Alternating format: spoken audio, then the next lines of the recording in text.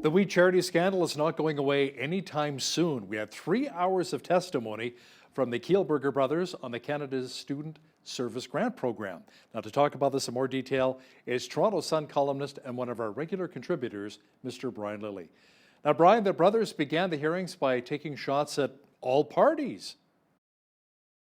They really did, and it surprised me because they've been gentle in not doing that. They've taken a couple of shots at individual MPs, Charlie Angus from the New Democrats, Pierre Poilievre, Mike Barrett from the Conservatives, the ones that have been very effective in bringing up information or portraying things in a light that doesn't make the Kielburger brothers or We Charity look particularly good. But they opened by accusing Charlie Angus of lying to the public and posting online 101 lies Charlie Angus is told. They accused the Conservatives of running over the charity and accused the Liberals of using them as a political prop. So there were all they just took on each party systematically, which surprised me quite a bit. That didn't last too long. Everyone went back to their normal form. The Liberals playing defense for the entire situation of them giving an untendered contract to run a program originally announced at more than $912 billion. The Liberals played defense. They wanted to talk about how great we was, how great this program would have been, and the other parties were trying to find out, okay, was there something incorrect in how this was handled, including the issuance of the original contract. AstraZeneca was approved by Health Canada a few weeks ago, but only for those under the age of 65. Brian, now the Vaccine Advisory Committee is changing their guides and said it's good for everyone. Tell me more. Yeah, it's getting very confusing, and there's so much going on with AstraZeneca that, and we'll get to how other countries are treating it in a moment. But I'm starting to wonder and worry if this will cause confusion or worry for the public. Normally, the one thing that I don't like journalists doing, I don't like people going on TV and they're asked about something and they just say, oh, well, it's all so confusing. It's our job to explain difficult things to the public because we get access to politicians and policymakers and top bureaucrats, and we get to ask questions and say, okay, well, I'm confused about this, explain it to me, and then we turn around and whether it's in print and radio or TV, we relate the information that the public needs. So just saying it's confusing, I think is a cop-out. But this truly is. You had the National Advisory Committee on Immunization approve AstraZeneca in Canada at the same time as Health Canada. So Health Canada actually approves its use. NACI, the committee, says it should be used for people under 65. Health Canada said, no, it can be used for everybody, including those over 65. You had other countries saying we won't use it for over 65s. You had people saying it's not safe for people over 65, which is not true. Now, NACI has said it's okay, you can use it over 65. We had some provinces saying we would use it, some saying we wouldn't. I know that, I've heard from a number of readers that they're concerned and they're unsure of what to do because you've got competing bodies at different times making different pronouncements and then other bodies changing their mind. That will sow confusion for the public. Look, I think AstraZeneca is safe. I think that the real world experience of its use in Britain shows that it is good for people over 65 and those under 65, and that it has worked and reduced hospitalizations and deaths, which are the two things that you're looking for in a vaccine. So a lot of politics, I think, involved in getting the committee to change its mind, but a lot of other factors going on here as well. So let me ask you something. How closely are the Trudeau Liberals watching how many countries in Europe have temporarily suspended using the Oxford AstraZeneca vaccine over fears of blood clotting? Brian, I mean, we're talking about France, Ireland, Germany, Norway, Iceland, the list goes on and on. They've all temporarily stopped using the vaccine over the concerns of damaging side effects.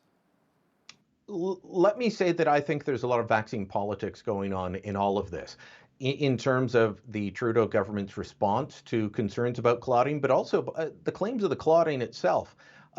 Most of the countries that are walking away from AstraZeneca were just a week or so ago clamoring to get some and making demands on Britain, where it's primarily made at the moment, to say, why are you hogging it for your population? There's a lot of vaccine politics going on here. These are EU countries who are falling behind in the pace of vaccinating their populations.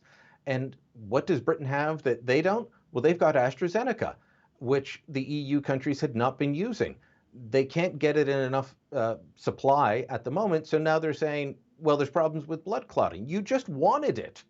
So, you know, I understand that some people say there are concerns with blood clotting. Our health regulators insist that they are following this, that they do not see the issue. But also, to get to the politics on this side of the Atlantic, I don't think that the Trudeau government can afford to say we won't use AstraZeneca. This is one of the lifelines to speed up the vaccination process, because the Americans have now moved up to saying every adult has to be approved and able to start getting a vaccine by May 1st. The Brits are saying under 40s by Easter. And we're still saying, oh, are you over 80? Are you under 80? We're still at that phase in most of Canada. So, I don't think that the government can afford to say we're going to shelve one of the vaccines that we have, one of the few that we're going to be getting big numbers in the next little while, because they need to get this vaccination program going. Now, last week, Canada received more than 1 million doses of vaccines, but this week, less than 450,000. Next week, another million. Why the inconsistency here? What's going on? So last week, it was a combination of 3 different vaccines. We had our regular shipment of Pfizer, which has now grown and is back up at around 450,000. Last week, we had the 500,000 doses of the Covishield Verity. That's the version of AstraZeneca made in India at the Indian Serum Institute. And then we had a couple 100,000 doses of Moderna. Moderna only ships once every 3 weeks. The AstraZeneca was, in some ways, a surprise, a pleasant one, but a surprise. So we bounced over 1 million doses in a week for the first time. Remember, the Americans use 1 million doses by lunch every day. We are thankful to get 1 million doses for the week. This week, we're only getting our regular shipment of AstraZeneca, which I believe is 444,000 and change. So we're all the way back down again. So it is inconsistent. Next week, we will go over 1 million of Pfizer. We won't get any Moderna, and we're not sure about AstraZeneca, but I've been told, stay tuned. More could be showing up as these other countries start rejecting it. We could end up picking up doses that are now on the market again. So it becomes very difficult. And I keep saying that there's politics involved in this. The premiers say, give us vaccines. And then you've got a bunch of Liberal MPs out complaining publicly or in letters and stoking on their followers on places like Twitter to say, oh, why does Jason Kenney or why does Doug Ford have so many vaccines in freezers? Well, when you get 500,000 at once, it's going to take you some time to get through them. And when you know that that's going to be cut in half the next week, you don't want to use them all up at once. You don't want to ramp up your vaccination program so high and then just lay off a bunch of nurses that you've just hired because, well, you ran out of vaccine supply in 2 or 3 days. The provinces are trying to manage this at the moment, keep their system running at a high enough level that it doesn't shrivel down the way it did at the beginning of February, but they're trying to balance things out. That's where it's at right now. It's almost been a year since Prime Minister Justin Trudeau closed the Canada-US border to everything but essential travel. He was asked this week if it's time to finally reopen. What did he have to say? Yeah, I believe it was just a couple of days ago that he is the anniversary of when he closed everything but the U.S. In a couple of days from now, it'll be the year anniversary of the U.S. It was about a week apart, if you remember. At first, we were going to close everything but the U.S., and he said, well, it's too difficult to close the U.S. border. And then suddenly said, okay, we better close the U.S. border. He said, not now. He said, maybe one day, but not now. I don't know when that one day is going to be.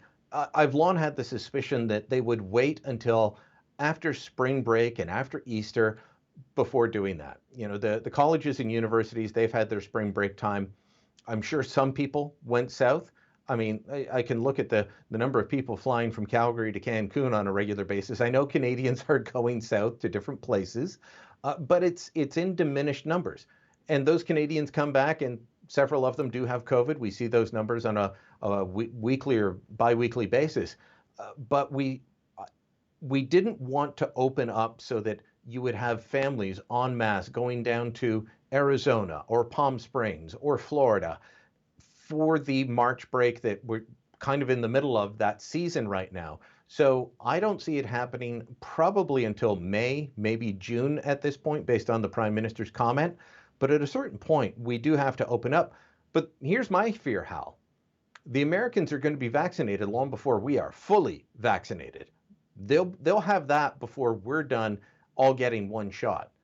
What are the chances that instead of it being the Canadian government saying, ooh, yeah, we want to keep it closed, that it's the Americans this time saying, keep your COVID north of the 49th? You know, it's interesting too. I mean, you're talking about spring break and heading down south, you know, when it's so cold. It's been so mild here in southwestern Alberta, 18, 19 degrees, no snow on the ground. So that's the blessing part. Brian, a Commons committee is studying the impact of pipeline Line 5 potentially shutting down.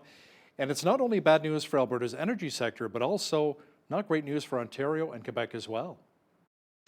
And I'm glad to see that all the parties at the committee are taking this seriously. The Conservatives have been pushing this issue for the last little while. And I remember complaining to you that at one point when Aaron O'Toole should have been asking about the lack of vaccines at the beginning of February, that he was asking Justin Trudeau about Line 5. And I said, people here don't even know that they get their oil from Line 5. They won't know until the pipeline is shut down, which could happen in May. And at that point, we don't need oil for heating our homes, but we will need it to drive our cars. So will we be able to get out of the city while we're still in lockdown? I'm sure we will be in Toronto come May. Will we be able to start our cars? Will there be gas? I don't know. Not if Gretchen Whitmer, the Michigan governor, has her way. She continues to insist that this pipeline, which is being worked on, they're building another tunnel for it. This pipeline that's been in place for more than 60 years. She says it's simply not safe. It's got to stop.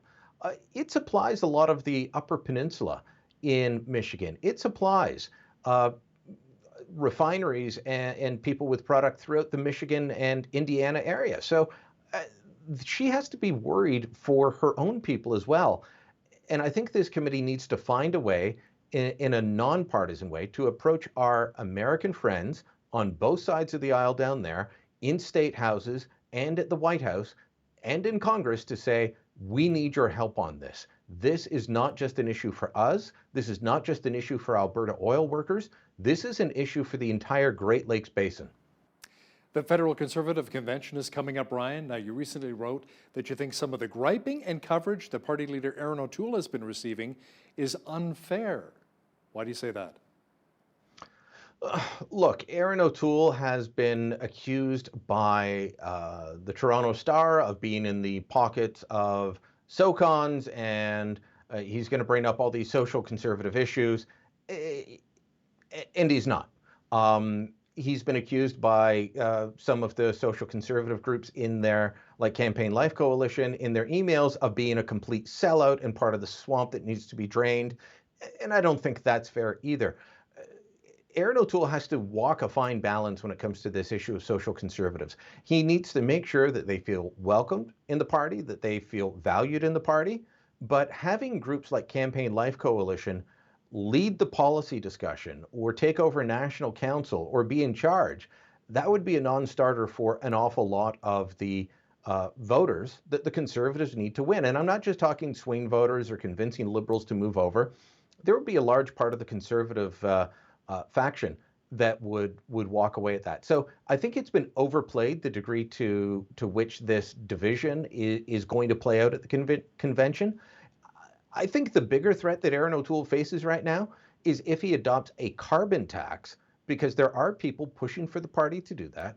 And mark my words, if he does, Jay Hill will have more seats with his Maverick Party than Aaron O'Toole does at the end of the next election. I do not see how that happens. He will lose all of his seats in Western Canada, maybe except some in lower mainland BC. He will lose the seats across the prairies if that goes through. So that's my biggest fear. The other gripe against Aaron O'Toole is that he's not setting the world on fire. Let me put it to you this way, Hal. Justin Trudeau, despite the hundreds of billions he spent, a deficit bigger than the size of the budgets that he brought in just a couple of years ago, he's still in minority territory, and Aaron O'Toole is still nipping at his heels. He's within striking distance. that is a good place for him to be. And it's a place that an awful lot of provincial opposition leaders would love to be, because whether we're talking about British Columbia, Saskatchewan, New Brunswick, they all went to an election and their leaders got bigger majorities. That would not happen based on the polling that we have right now for Justin Trudeau.